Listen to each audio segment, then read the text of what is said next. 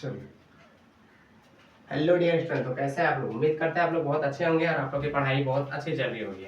आज हम देखने वाले हैं कूलॉम्स लॉ, और कूलॉम्स लॉ को समझने वाले हैं कि कूलॉम्स लॉ किस चीज़ के बारे में बात करता है और क्या चीज़ है कूलॉम्स लॉ। ठीक है, उसके बारे में चलिए देखते हैं।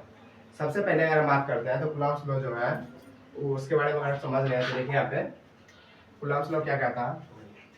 हाँ, कूलॉम्स लॉ क्या चीज़ है ना कि दो स्थिर बिंदु आवेश अगर है, ठीक ना, और इसके बीच में जो बल लगता है वो क्या होता है, इन दोनों आवेशों के अनुक्रमानुपाती होता है। क्या होता है, इसके अनुक्रमानुपाती होता है, पहला चीज। दूसरा चीज क्या है, इसका दूसरा नियम क्या कहता है कि जो बल होता है इनके बीच की दूरी के व्युत्क्रमानुपाती होता है। इसमें जो बल लगता है उसके क्या होते हैं, व्युत्क्रमानुपाती होता है। इसको सिद्ध करने के लिए सबसे पहले क्या करते हैं, और ये देखिए आपके 27 एग्जाम के लिए बहुत इंपॉर्टेंट हो जाता है, इसलिए आप लोग अच्छे से इसको रिवाइज कर लीजिएगा। पहला क्या माना कि Q1 तथा Q2 आवेश एक दूसरे से r दूरी पर स्थित है। कितने दूरी पे, ये दोनों Q1 और Q2 दोनों क्या है, एक दूसरे से r दूरी पर स्थित है, पहला चीज। दूसरा चीज क्या है, इनके बीच लगने वाला विद्युत बल, इनके बीच जो लगने वाला विद्युत बल है, पहला क्या बोले आपको, Q1 Q2 के अनुक्रमानुपाती होता है। दूसरा क्या आपका इसके बीच के दूरी के व्युत्क्रमानुपाती होता है। चलिए आगे देखते हैं। वायु अथवा निर्वात के लिए के बराबर 1/4 एप्सिलॉन नॉट। एप्सिलॉन नॉट क्या है, वायु या निर्वात की विद्युतशीलता है। क्या है, हाँ, एप्सिलॉन नॉट वायु या निर्वात की विद्युतशीलता है। इसलिए F बराबर क्या हो जाएगा आपका करके 1/4 pi epsilon not into Q1 into Q2 बटे R स्क्वायर। ये क्या आपका समीकरण 3 हो गया। इस जगह को आप क्या करते हैं, सैम करते हैं। यहाँ पे K का कुछ नहीं, जब K का वैल्यू रखते हैं आप क्या 1/4 पाई एप्सिलॉन नॉट, तब फिर क्या हो जाता है जाकर के, देखिए यहाँ पे कुछ नहीं किया है, मेरे पास इतना था ना, बस इस K का जो वैल्यू देख रहे हैं, K का वैल्यू हम रखे, K का वैल्यू कितना 1/4 पाई एप्सिलॉन नॉट।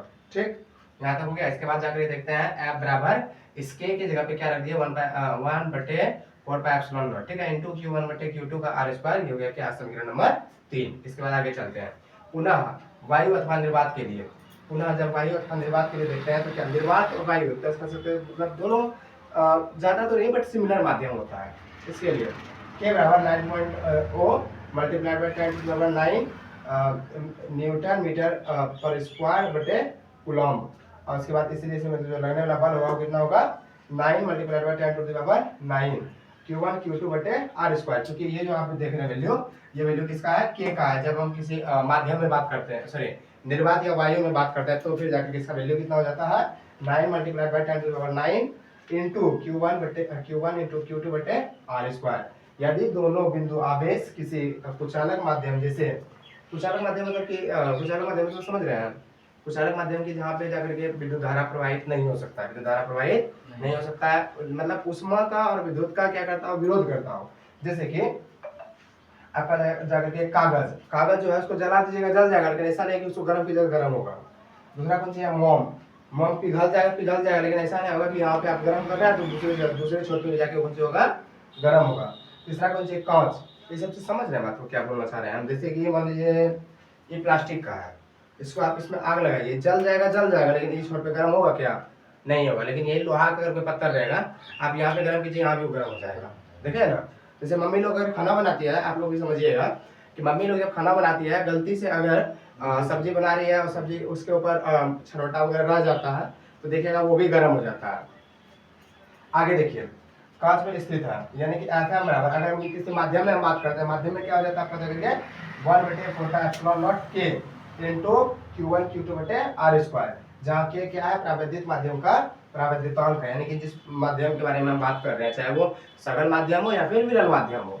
चलिए आगे देखते हैं समीकरण 3 और 4 से। समीकरण 3 और 4 से अगर देखिएगा तो क्या होगा, F यानी कि निर्वात में और फिर ये माध्यम में, इसको जब पटाइएगा तो आपको पता चलेगा कि Fm बटे Fm बराबर K, या F बराबर K इंटू Fm, यानी K का वैल्यू यहाँ पे रखिएगा तो आपको पता चलेगा कि ये जो है एक तरह से क्या होता है, आपस में निर्वात में और किसी माध्यम में जाकर के इसका वैल्यू क्या निकलता है, एक नियतांक रहता है, कि एक नियतांक रहता है, कांस्टेंट रहता है। क्या रहता है, कांस्टेंट रहता है। एप्सिलॉन नॉट का आंकिक मात्रक तथा विपरीत सूत्र, सॉरी विमीय सूत्र याद रखिएगा कि एप्सिलॉन नॉट का आंकिक मान कितना होता है, ये आपके ऑब्जेक्टिव की बहुत इंपॉर्टेंट है, ध्यान दीजिएगा।